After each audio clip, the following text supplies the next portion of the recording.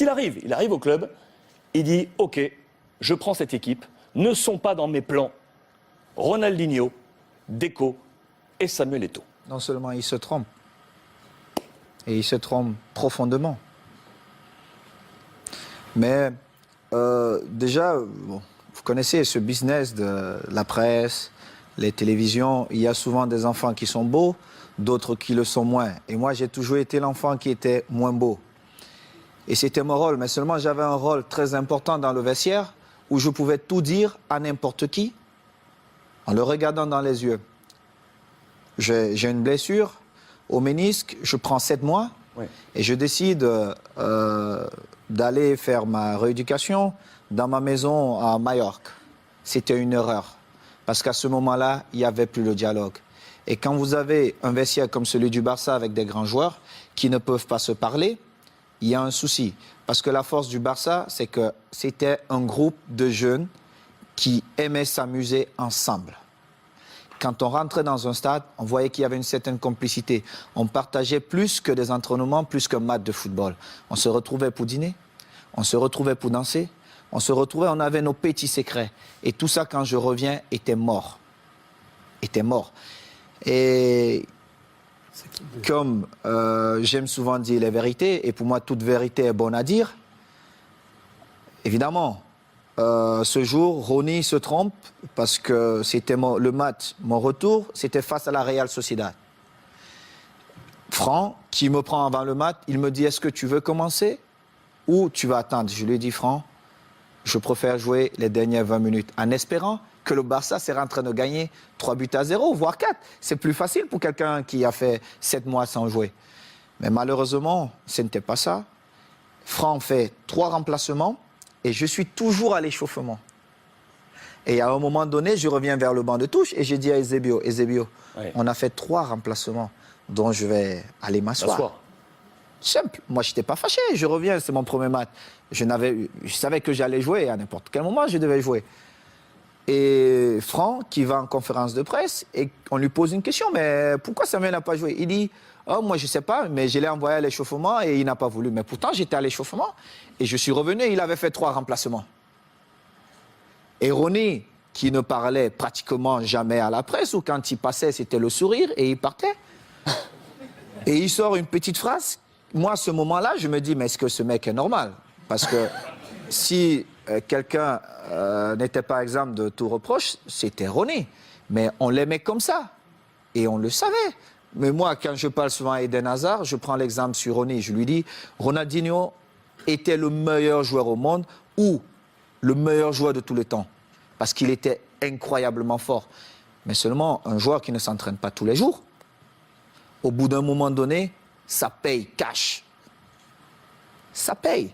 Tu peux être Ronaldinho, tu peux être Messi. Si tu ne t'entraînes pas, monsieur Eden Hazard, au bout de 2 ans, on t'oublie. Et le football va tellement vite qu'il y aura un autre gamin qui va naître, qui sera encore plus fort. Et c'était ça. Et quand Ronny le dit, moi j'attends le lendemain, personne ne s'excuse. 2 jours après, personne ne s'excuse. Je dis, mais ils ne sont pas bien dans leur tête, eux. Et alors là, je monte au créneau et j'essaie de remettre de l'ordre. Mais seulement, comme j'étais le fils mal aimé de la presse, on a tout mis sur moi. Mais ils ont oublié de dire, en 2006, Ludovic Giuli est souvent là avec vous. Franck n'a pas parlé au vestiaire pendant la mi-temps, quand on perdait face à Arsenal. C'est moi qui ai tenu le discours. Moi, j'ai parlé. J'ai dit ce que je pensais à chacun d'eux. Quand on est revenu, on a vu un autre Barça. On a gagné ce trophée. Moi, je m'en fous. Le plus important pour nous, c'était de gagner. Et il était inconcevable de voir un groupe de jeunes gamins avec autant de talent perdre match face à Arsenal. C'était inconcevable. Et du coup, comment vous avez pris ce message quelques semaines plus tard, lorsque Guardiola qui arrive dit « Moi, Eto'o, Deco, Ronaldinho, c'est dehors ». Mais j'ai d'abord rappelé à Guardiola qu'il n'a jamais été un grand joueur. Il était un bon joueur. Et c'est vrai.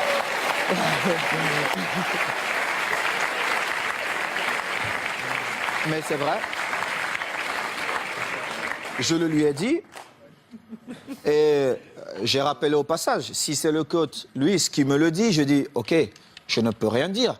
Comme joueur, on connaît aussi Pep, mais surtout comme entraîneur, Il n'avait rien démontré pour qu'il arrive dans un vestiaire comme le Barça. Il ne connaissait même pas l'histoire du vestiaire et qu'il se mette à dire certaines choses. Et en plus, ce qui me faisait encore plus mal, c'est qu'ils inventaient des choses que la presse relayait. J'ai eu cette discussion avec lui et j'ai eu une très très belle offre pour aller jouer 6 mois en Ouzbékistan où on me payait 26 millions de dollars. Et dans son bureau, avec Tiki, il me dit « Oh Samuel, ça peut te faire du bien, vas-y. » Et je lui ai dit « Celui qui va te faire gagner, c'est Eto'o. Mais tu viendras me demander pardon. » Et je suis resté à ma place. J'ai continué à m'entraîner, nous sommes allés aux États-Unis. Et nous étions à Houston, dans le vestiaire. Il dit avant le match, OK, nous allons changer de dossard. Oh, tout le monde dit, oh, c'est l'entraîneur qui le fait maintenant, c'est surprenant. Et il dit, Titi, tu vas prendre le numéro 9 de Samuel. Titi Henry. Oui, Titi Henry, tu vas prendre le numéro 9. Et Titi était bien content. Et Eto'o portera le 14. Tout le monde était surpris. Et c'était un manque de respect total. Et je ne pouvais pas l'admettre. Parce que j'avais quand même écrit une belle histoire, même si elle devait s'arrêter là, au Barça. J'avais beaucoup fait pour le club. Que ce soit dans les stades, mais surtout en dehors du stade. En dehors du stade. J'ai toujours été là pour tous mes coéquipiers, pour tous les clubs. Vous êtes resté 1 an avec Pep. Je vais vous dire. Alors, il joue, je suis au banc de touche. Quelques jours plus tard, on joue contre une équipe de Mexico, Chivas. Chivas. Et il a le malheur de me donner 20 minutes. Et je crois qu'il pouvait se tirer une balle dans la tête. Et les 20 minutes, je marque 3 buts. On revient à New York contre Red Bull. Bon, il se dit, bon, voilà. Il me renvoie dedans. Je marque encore 3 buts. Il était obligé de convoquer une réunion. Mais comme il n'a jamais eu le courage de me dire les choses en face, il est passé par mes coéquipiers. J'étais en train de dîner. Et le délégué vient, Carlos Nava, il me dit, viens, j'ai une surprise pour toi. Moi, j'étais pressé. Je me disais peut-être c'est Beyoncé qui m'attendait.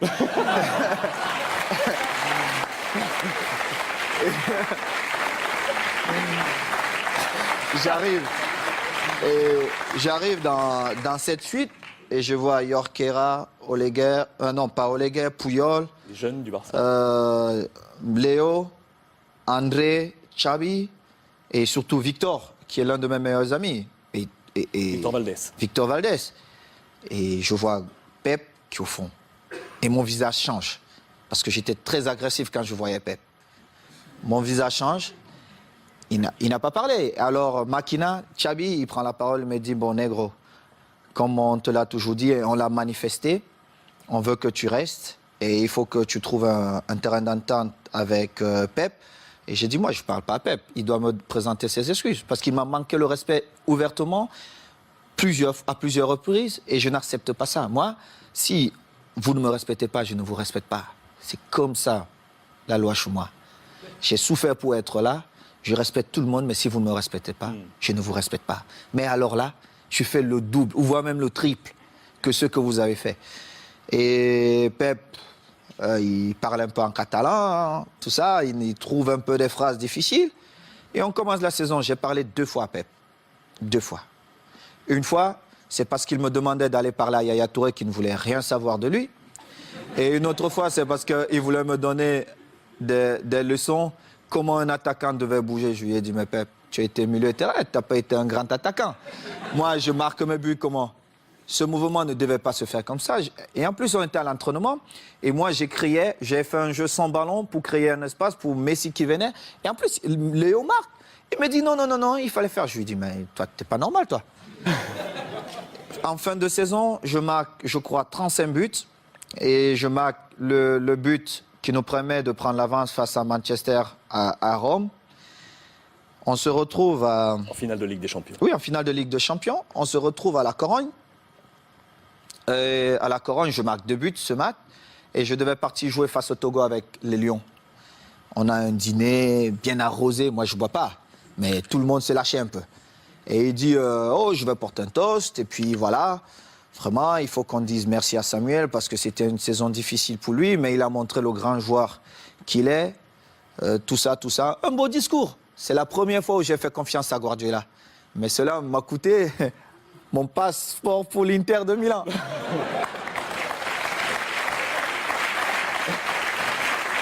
Et du coup, quand vous l'avez croisé ensuite à l'Inter, parce que vous l'avez croisé, on a une belle photo de vous en poignée de Regardez main. mon visage. Parce que Guardiola, il m'a vu dans le tunnel. Est-ce qu'il m'a salué dans le tunnel? Il ne m'a pas salué dans le tunnel. Il a vous a attendu salué? là où il y avait tous les caméras. Moi, quand il a regardé le visage de Thierry Henry, ça dit tout. Parce qu'ils ont vu la scène.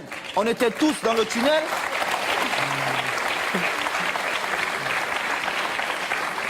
Regardez Léo Messi. Regardez le visage de Léo Messi.